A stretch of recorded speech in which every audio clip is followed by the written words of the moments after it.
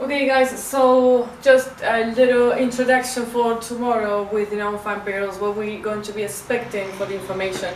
And there's two sides of this this number particularly that we have to consider. Now, depending on the setup of your trading account, if you have a fixed spread, you may want to trade it before the 20 minutes of the information is published. Now, if you have a flexible spread and your spread is good enough, then you may want to trade it the two sides of this information, because there's two sides of the non-farm payrolls.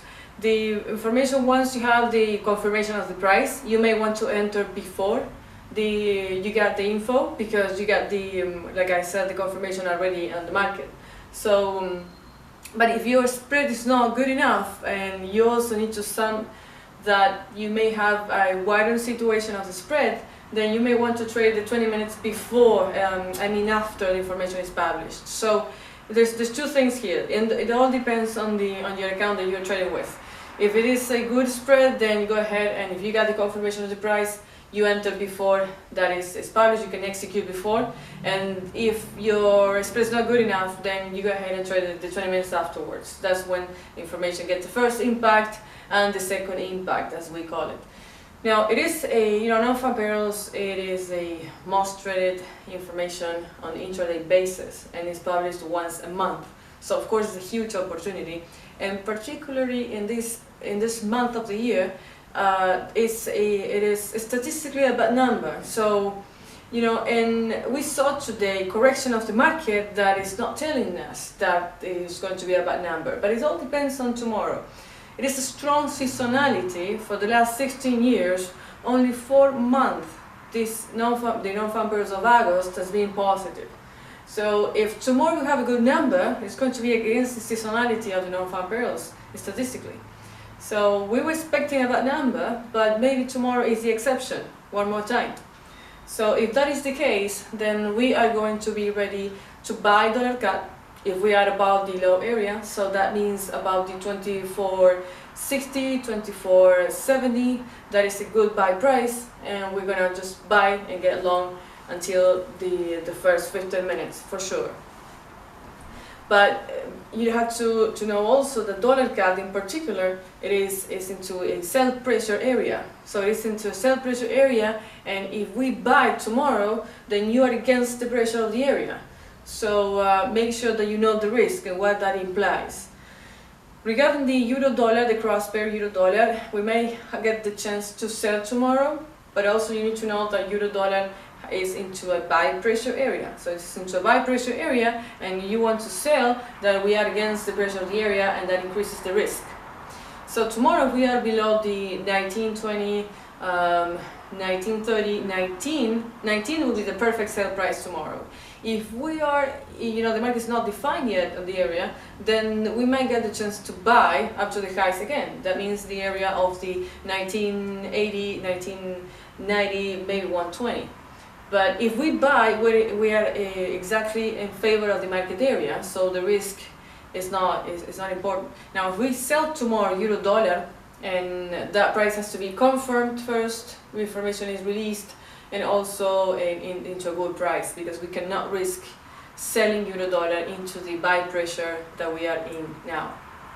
So make sure that you know the price market area that you're trading with, and you wait for confirmation. If that is not the case, that it goes along with the pressure of the area. Regarding dollar-yen, it's the same thing. We know that we are into a particular transition moment.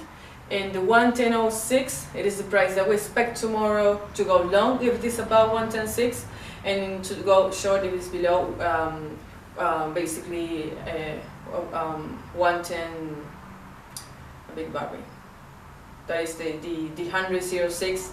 Yeah, 100.06 it is to buy up to the highs, and below 100.06 we're gonna sell down to the lows again of this week.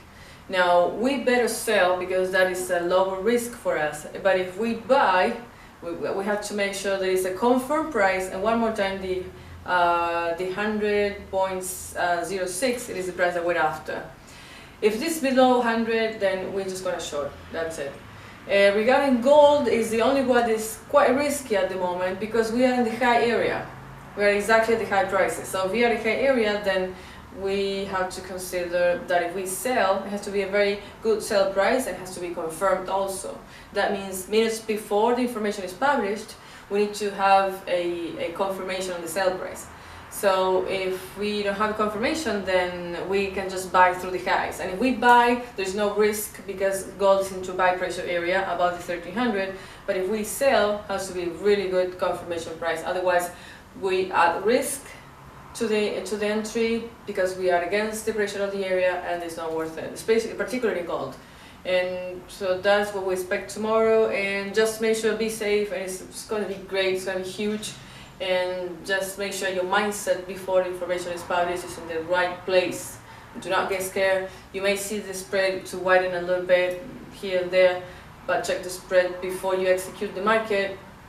And otherwise, you're gonna have a huge difference between your market execution and the price that you're gonna be seeing at the moment. Now, if you don't have the live trading link, make sure you ask for it to info@watchmytrade.com. Otherwise, you go to the website, watchmytrade.com, you fill out the form, and then you get ready your link for tomorrow. And I wish you luck. And luck is the one thing that we don't trust too much, so we have strategy always before luck. So thanks so much. I hope to see you in our live trading room. Bye bye.